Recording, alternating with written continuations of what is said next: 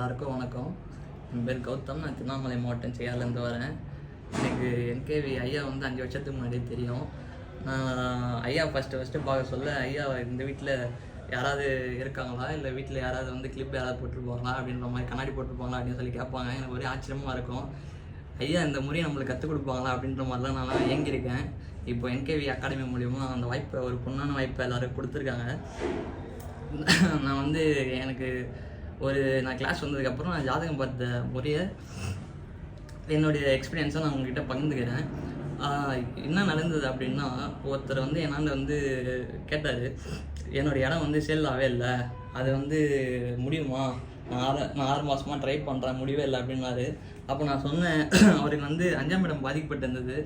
அப்போ அந்த பாவத்துக்கு உண்டான கிரகத்தை நான் இறைவனாக எடுத்து கொடுத்தேன். அந்த இடம் இப்போது ஒரு போன வாரம் தான் கால் பண்ணி சொன்னார், சேல் ஆகிடுச்சு அப்படின்ற மாதிரி ரொம்ப ஹாப்பியாக சொல்லியிருந்தார். எனக்கு செம்ம ஹாப்பியாகிடுச்சு.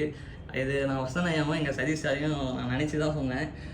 இது எப்படி ஒர்க் அவுட் ஆகும் அப்படின்றது தெரியல. நான் என்கே ஜாயின் பண்ண ஃபஸ்ட்டு ப்ரிடிக்ஷன் அது, அஸ்ட்ராலஜி ஃபஸ்ட்டு அஸ்ட்ராலஜி அது நான் சொல்லிவிட்டேன். எனக்கு செம்ம ஹாப்பியாகிடுச்சு. தேங்க்யூ.